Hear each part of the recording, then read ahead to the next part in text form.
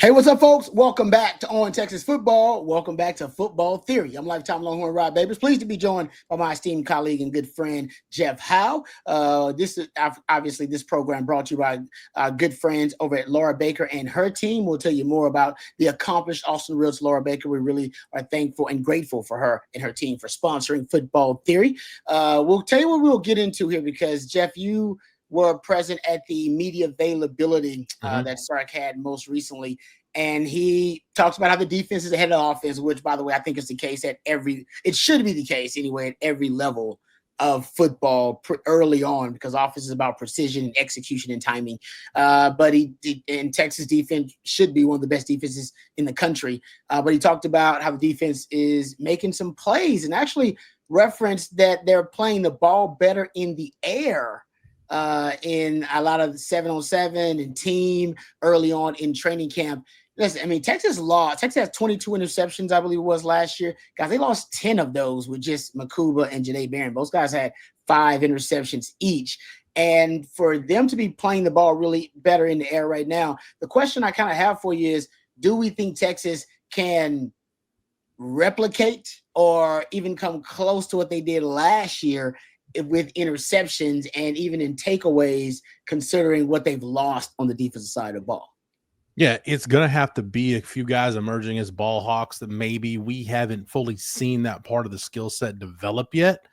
I think a lot of that's going to be on Mark Orfe, kind of teaching some technique things, because I think the personnel is there to be able to have a defense, Rod, that once again is really good at takeaways. And I think your pass rush is going to help a lot in terms of just forcing errant throws, knocking balls down. I think that's part of it. And then I think Coach Akina coming back and really kind of wanting to bring Sark's vision of being sticky in man coverage and playing better man coverage, kind of bringing that to life. I think that's one of the things Coach Akina is probably most excited about being back at Texas. And you'll hear Sark in this cut we're about to listen to. He'll reference a few guys. Manny Muhammad's name comes up. Jelani McDonald's name comes up. So it doesn't matter where it comes from, Rod. Like you said, you've got a lot of interceptions to make up for, but it sounds like they've got a few guys in camp that are doing it already. We've obviously got some guys that we've been working hard on defense about playing the ball even better than we have in the past. And I think in the last 2 days, Manny Muhammad's had a couple picks, which have been really good plays. Jelani McDonald had a nice play today. Warren Roberson. So we're playing the ball, in my opinion, better in the air than we have in the past. It's one thing to guard your man, it's another to play the ball. And I think we're talented enough to play the ball, and we've been making that a huge emphasis. But I don't think it's for, yesterday I thought there was maybe a couple poor decisions. It's not for lack of poor decisions. I think sometimes it's guys making really good plays, and that's what competitive practices are all about. I like what I'm hearing, Rod. I like what Sark had to say there. I guess we'll see it when it happens. But I just like how this defense – I feel like the pass rush potential, and we talked about it a lot. I think this is going to be the best pass rush in the country. I think it is the best pass rush in the country. Yeah. And Duane Akina's ability to match the coverages with the front, the way he vibes with Johnny Nansen, I think there's a lot of symmetry with he and PK. I even talked to Coach Akina and I only mentioned Coach Akina because he is the defensive pass game coordinator. So that will be his job to, scheme up game day. Coordinate with the front and the coverages. Yeah. When you go back to probably about what we're talking about, Rob, like 15 months ago, when he was going to come to Texas as an analyst, he came down to the campus. Obviously, Johnny Nansen helped make the introduction, but he met with PK, loved sitting down with PK, felt like they vibed on a lot of just football stuff. You got to remember, Coach Akina played at Washington, spent plenty of time in the Pacific Northwest, so I think he and PK kind of vibe in terms of that level. Obviously, the relationship with he and Johnny Nansen. So it wasn't like this big chasm that had to be overcome. Yeah. And, Terry Joseph got really good, but I just keep going back to, Rod, you talk about this defense having 22 interceptions last year.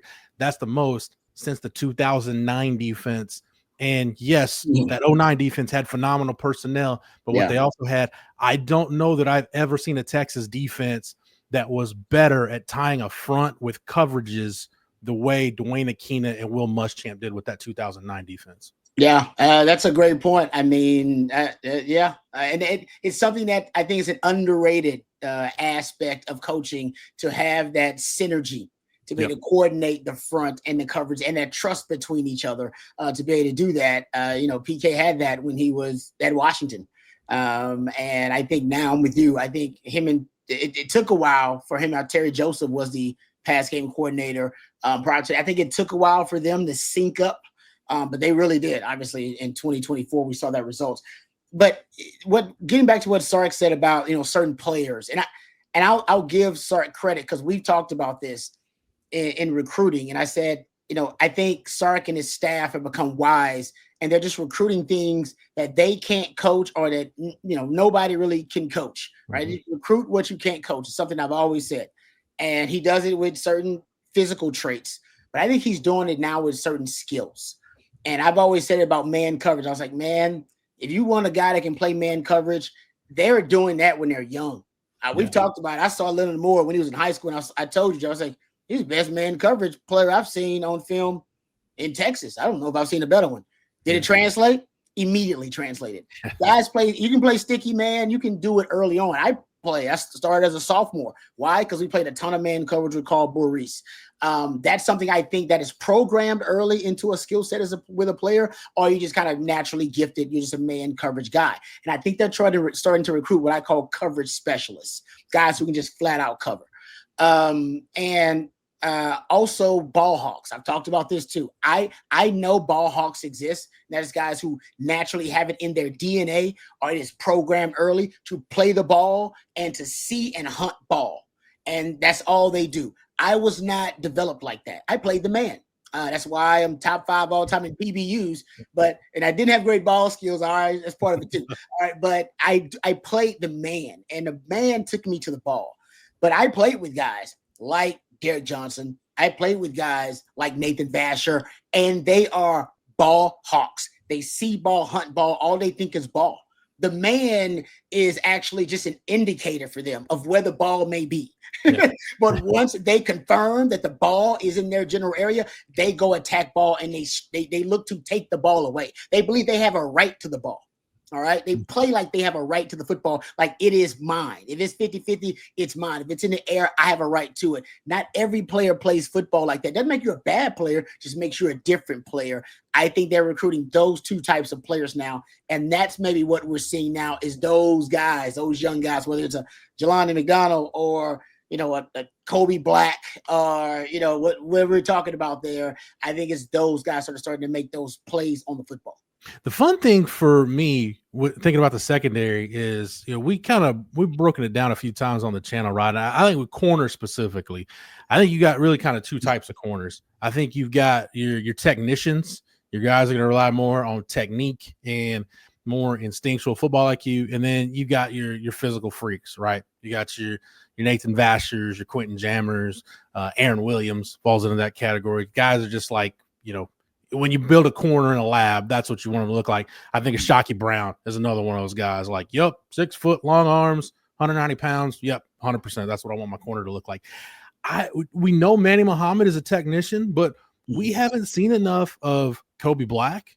We haven't seen enough of Warren Roberson.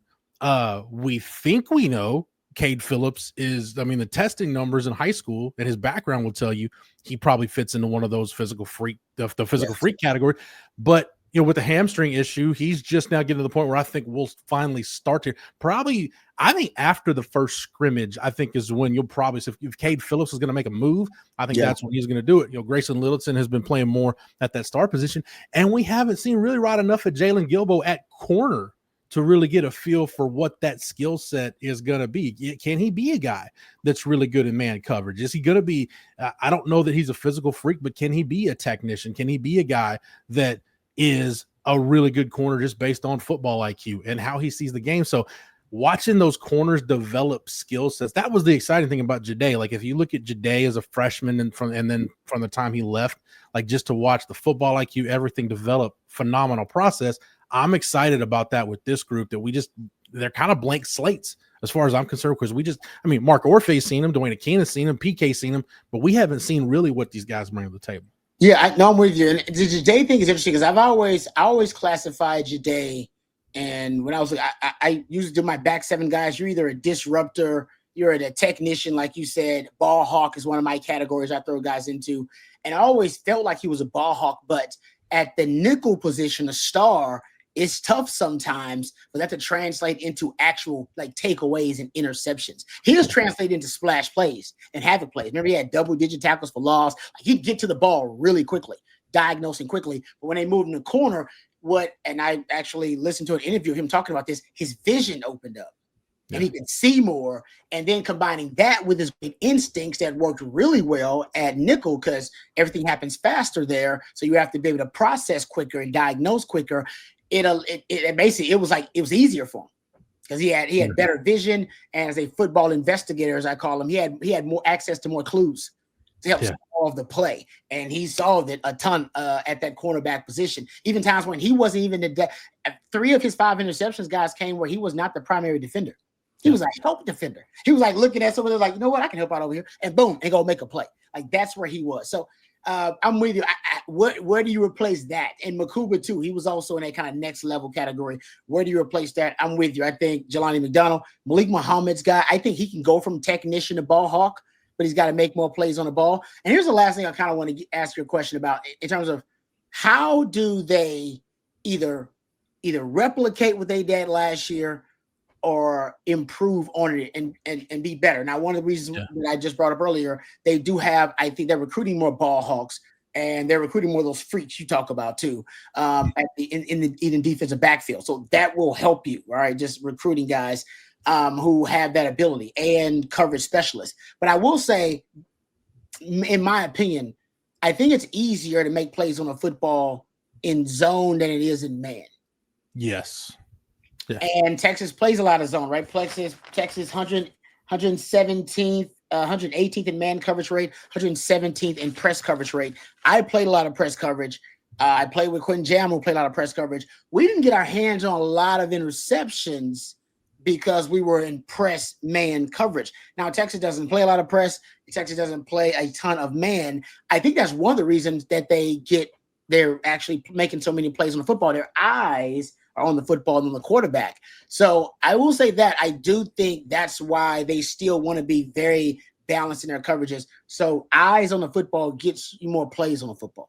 I think going back to the Duane Akina PK dynamic, you go back to the 2009 defense, Rod. I think one of the things that made them so good is kind of like last year's Texas defense. They were so good against the run and getting teams into predictable passing downs that, Will Muschamp died, and Muschamp was a different cat than PK. Like, we know, like Will Muschamp was more a much heavier blitz rate, than PK. But it was Coach Akina's ability to mix coverages and pair it with the blitz. Like, hey, this look, maybe we want to be cover 1. Maybe we want to be in cover 3 here. Maybe we want to be in cover 2. Maybe we want to run split coverage. I just thought Coach Akina's feel for that at that point was exactly what that defense needed. Now, we know PK is not going to be a big blitz guy. We know that. But I do think, Rod, maybe we talked about last year, the thing that made the secondary so unique and so good, kind of their elite tool, was their communication. My thing with the communication is it's not so much, making sure everybody's on the same page, like what you would think about communication. It's more of, do guys feel comfortable enough as a unit? And I've heard Sark talk about this. I've heard you talk about it over the years. Regardless of the coverage, are they in sync with each other enough to say, you know what, you're checking to something else, right? You may be in cover 3, but no, we need to split this coverage. And on our part of the field, we need to be cover 1 right here. Based on what the film has shown, based on tendencies, do they have that ability pre-snap to communicate with each other to be able to make those checks on the fly? And are they diverse enough? Are they well-versed enough to be able to mix coverages? Because I think that's the next step for this defense, Rod. I really do. Is, we've seen them go from being almost exclusively, that pattern match quarters. And as gradually over the last 2 years, we've seen them kind of grow with it. But, Johnny Nansen came in here, and when he and Coach Akina were at Arizona, like, what were they, 85, 90% man cover, single high safety man coverage. Yeah, I just think you've got the personnel, you've got the coaches who know it. I think your ability to mix coverage is going to be what makes the secondary unique. Yeah, no, I'm with you on that. I love that idea about being able to mix different. That's why I think they want to be able to. They don't want to be a team that can't play man and doesn't play a lot of man. They want to have the ability to do that when they want to. And like you said, and I've heard Michael Griffin talk about this in their time when he was had the safety combination with Huff. I remember experiencing it with Ahmad Brooks and Nathan Vasher back there at the safety position. We had great safeties too. Dakari Pearson, throw him in that category where you basically can autocorrect, as you're saying. You get in the situation, coverage doesn't necessarily fit, or it's not really a great coverage, right? It's a bad match for whatever offensive problem they're presenting. And the defense has the ability, because they know the defense so well, to autocorrect it. And that's the next level. And last year they were doing that. Last year, I mean, those guys were fantastic. Taff has that ability. Taff is kind of a fixer. PK even said that. He's like, Taff has the ability to make us right, even when the coverage and obviously the front may be wrong. He can correct things for us. But I'll give you a little checklist for me, because I agree with you. PK is never going to want to blitz, but something that you've brought up, and I think it can cause more chaos. I do think creating more chaos, because you're going to have more havoc defenders on the field with Trey Moore and Colin Simmons now in a full-time role. They're now adding a guy like Brad Spence to the equation on the edge. You can do more twists and stunts and freaky sim pressures. Right, where you're not blitzing a sim pressure. Essentially, I'm rushing 4, but you don't know where those 4 are coming from in the front. I can show you 7, show you 8, rush 4, drop those 4, but you just don't know what 4 rushing and what 4 dropping. Your ability to do that now with so many position flex guys, with Trey Moore and Colin Simmons and Brad Spence and Anthony Hill being another guy like that, I think that is the way to create more chaos. And you've talked about it with the twists and stunts. They're so athletic. You can do some really freaky stuff to confuse blocking schemes with that group. And you confuse blocking schemes, you create more pressure. Pressure is what creates those turnovers and those mistakes by offenses. And I know this sounds simple, but I've been shocked over my life following football how many coaches don't do it. I think PK is really good. He learned a lot the first year. Like if you go back and watch the 2021 Texas defense, yes, personnel is much better now than it was then. But we've seen PK evolve too. And what I think he's been really good at, Rod, against this, again, this simple thing, fitting his calls to his personnel. And I think when you look at the interior defensive line specifically, I think they've got guys who are maybe, you look at Murad Watson. I think Alex January fits into this mold. Just go down the list. I think they've got more natural disruptors, and you've got a guy in Kenny Baker who's really good at coaching disruption. It's one of the best interior passers. I mean, Jerry's talked about it here on the channel. I've talked about it. You talk to people across football, they'll tell you, Kenny Baker at any level of football is one of the more well-respected coaches at coaching interior pass rush. I think now PK sees, I've got disruptors. I've got a guy who really understands how to coach and develop disruption. It's not going to be blitz. It's, I can play a little more games, or I can turn guys loose a little bit more. And I think it helps too at the second level when you've got a guy like Leongo Lafau who can kind of be your anchor in there and tie everything together, because I think he's a guy we forget about, right? We get excited about the pass rushers and the guys that can be all over the place, but at the end of the day, you used a term to describe elite Texas defenses, and you use it to describe interior defensive linemen, but they always have that rock of Gibraltar, like that one guy that no matter what, he's the tip of the spear. He holds it together.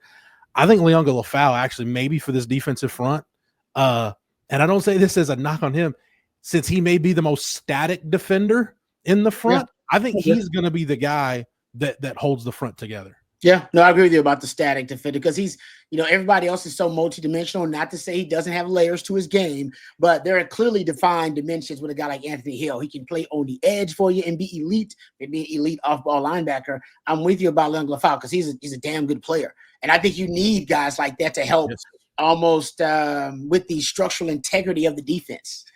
You have too many guys that are position flexible, and then that means, hey man, trust me, that means you don't have enough structural integrity of the defense. Guys who are actually, I'm with you, that can really bind all those pieces together. Going back to that 2009 defense, Rod. My role for Leonga Lafau, can he be for this defense what Roderick McElroy was for that 2009 defense? Good. If you think about Sergio Kindle, Lamar Houston, a young Alex Okafor, they were using Keenan Robinson situationally as a pass rusher. Sam Acho, a lot of disruptors. You needed somebody that could be kind of the static defender, like, all right, I'm going to hold down the fort while everybody else just kind of goes and, hunts and gathers. I'll hold it down here while all you guys are out in the field. That's Roderick McElroy was that guy. I think Leonga Lafau can be that guy. I was doing the dirty work. I'll go gather wood. I'll make sure the fire's nice and warm. None of y'all want to do that, but I'm gonna do that because if we don't do that, just so you know, we don't eat. All right, and we go hungry. So I'm gonna do that so y'all can go out there and make the splash plays. I love that analogy. Something else you brought up too, I think it's important if this team is gonna replicate what they did last year or even improve upon it. They got to get teams in those passing situations more often, predictable passing situations. They did a great job on 3rd and long because 3rd and long was your NASCAR package, right? And your NASCAR was unbelievable. 35% of your takeaways, 38% of your forced fumbles, 41% of your sacks came in the NASCAR package, and you only played it 16% of the time. It was unbelievable. I mean, you get those type of benefits with a package like that. How can you replicate that? I've talked about this. 2nd and long they were missed opportunities a lot of time for Texas. You got teams in the 2nd and long a lot. 45% of your sacks came on 1st down. Around 43% of your tackles for loss came on 1st down. You had 118 plays where you held a team to 0 yards, an incompletion, or a tackle for loss on 1st down, which means it was 2nd and long. And I know 3rd and long, they always brought the NASCAR. Very rarely on 2nd and long. They did it sometimes on 2nd and long, but it was mostly a 3rd and long package. I wonder if they'll break out something on 2nd and long this year. Have a package. It's not as predictable as 3rd and long, 3rd and 7+ yards a game. It's going to be a pass, 90% of the time. But in 2nd and long, you still have another down.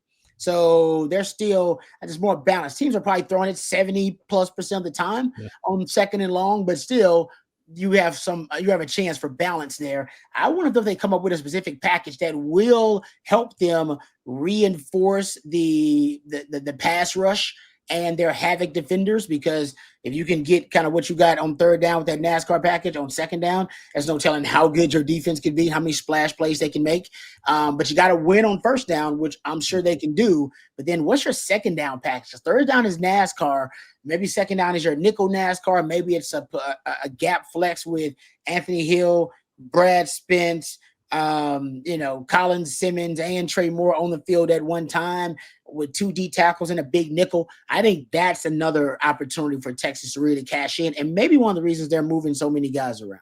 I know we don't have time to get into it on the show today, but you've mentioned the 2nd down thing quite a bit. And the more I think about it, I think that's just something where maybe across the board in football, where maybe defenses can close the gaps on offenses. Think about it. How many times are you watching a game where an offense is in 2nd and long? So let's say it's 2nd, I'll say long 2nd and 9+. Yeah, 2nd and what's everybody in the stadium, everybody watching on TV, even everybody on that sideline saying, all right, let's call something, we get maybe half of this back. Give us the 3rd and medium.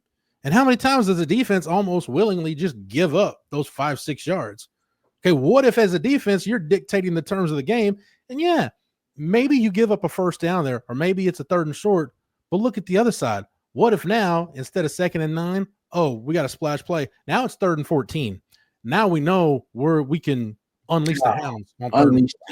So I think it's about calculated risks. How many of them are you willing to take? I think 2nd and long it's a down of calculated risks, because more often than not, the one thing the offense doesn't want is a negative play, because they don't want to be in 3rd and long. So they want to say something safe, something conservative, something they know, hey, we can get us 3 to 5 yards, get us back to 3rd and medium, then we're on schedule. It should be all. I think you can walk that line between aggressive and reckless by saying, no, we are going to dictate the terms of the game, and we are going to make sure that you are not in a preferred to go distance regardless of the down.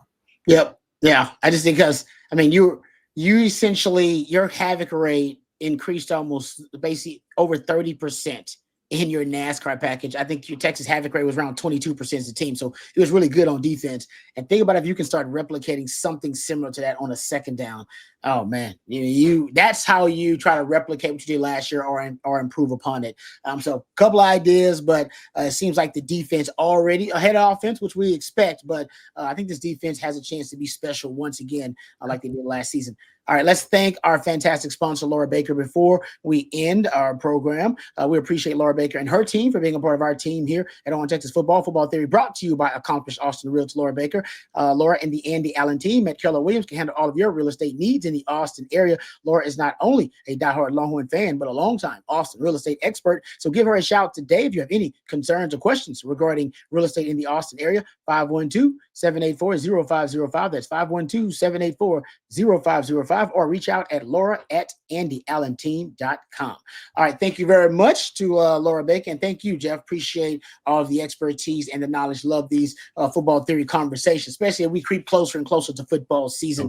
Thanks to Matthew behind the scenes, always doing a great job. He's the real MVP. And once again, thank you to our sponsor, the accomplished Austin Realtor, Laura Baker. For Jeff and for Matthew, I'm lifetime Longhorn Rod Babers. Until next time, hook 'em horns.